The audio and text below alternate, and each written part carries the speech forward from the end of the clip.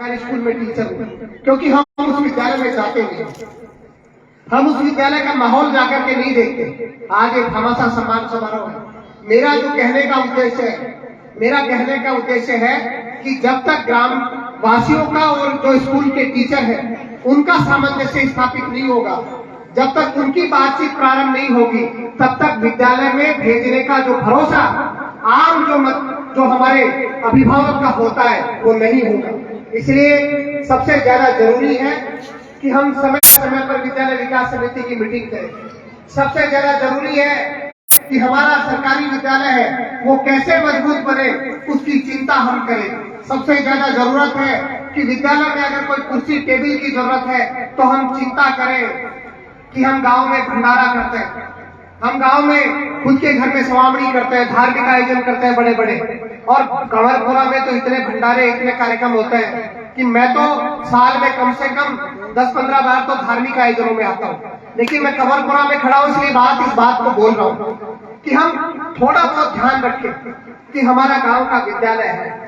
हमने भंडारे 10 की जगह 5 कर दिए, लेकिन विद्यालय के लिए अगर हमने जो 5 में आई हुई राशि का 10% भी खर्च किया तो हमारी ये जो पीढ़ी है, हमारी जो आने वाली पीढ़ी है, हमारा जो आने वाला भविष्य है वो कहीं न कहीं अच्छी जगह जाकर के हमारे गांव का नाम रोशन करेगा, हमारे परिवारजनों का, अभिभावकों का नाम रोशन करेगा। ये बात हमको सोचनी पड़ेगी। अभी गुरुजी ने कह दिया कि टाई बैंड चाहिए बच्चों के लिए। भाई टाई बैंड कोई तैयार हो रहा है? मेरी बात से कोई कहते कोई भाभा साहब बैठे हैं सब लोग, नहीं तो मेरे को ही करना पड़ेगा। ये तो कह रहे हैं अभिभावकों को।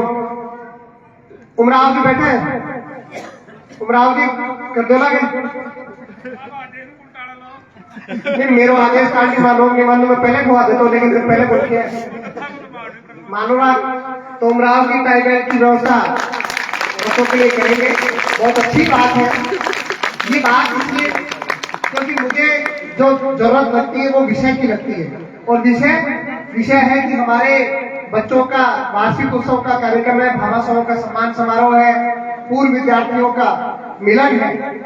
तो गुरुजी आप बैठे हैं, मेरा तो यही अनुरोध है कि आप हमेशा इन जो परिजन है इनको बुलाते रहे, फोन करते रहे कि विद्यालय की मीटिंग है, तो अभिभावक कम से कम देखेंगे कि विद्यालय का माहौल अच्छा है, तो हर व्यक्ति भेजने की जो उसकी मंशा है वो निश्चित रूप से होगी कि गांव का विद्यालय और सरकारी विद्यालय वहां जरूर भेजेगा, छात्र संख्या बढ़ेगी।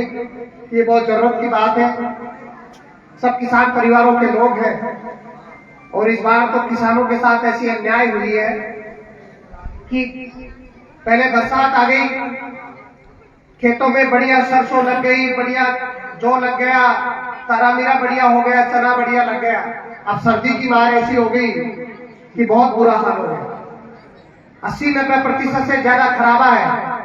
तो गांव के मोजीज लोग बैठे हैं और सरपंच साहब भी बैठे हैं। राज्य सरकार ने गिरदावरी का आदेश भी दिया है, और ये बात इसलिए कह रहा हूं कि गिरदावरी के नाम पर राज्य सरकार हमेशा कई वर्षों से लीपापोती होती है। गांव का गिरदावर पटवारी अपने ऑफिस में बैठता है और वहीं पर तय कर ले देता है कि भाई रघुनाथ जी के, कैलाश जी के, गणेश जी के, राम साहब जी के इतना खराबा हुआ है, कोई कह देता है भाई इतना लिख लो। यही होता है आज तक। तो हम जब तक जागरूक नहीं होंगे तब तक ये जो लोक सेवक हैं जो हमारे बीच में काम करते हैं वो मैदान में, फील्ड में नहीं आएंगे।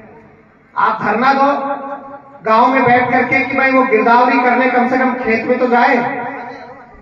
और ये बात इसलिए कह रहा हूं क्योंकि कोई नहीं कहेगा। आज किसानों की जो स्थिति है, हालात है, जो परिस्थिति है, शब्दों में आंकड़ों में कई बार प्रति व्यक्ति आय बहुत बढ़िया लगती है, शब्दों में आंकड़ों में देश की आय बहुत बढ़िया लगती है। जिस किसान पर बीतती है, जिस मजदूर पर बीतती है, और उसके दुख को कोई बोलने वाला नहीं होता, उसकी बात को कोई कहने वाला नहीं होता, उसके मुद्दे को कोई उठाने वाला नहीं होता, तो वो मजदूर किसान बेचारा मर जाता है और परेशान होकर के इस बात की चिंता करता है कि उसकी बात कौन बोलेगा। तो हम सब लोग जागरूक रहे अपने हितों के प्रति। मैं तो आपका परिवार का सदस्य हूँ, हमेशा आपके बीच में मौजूद रहूंगा। जब भी आप बुलाओगे आपके बीच में हाजिर रहूंगा।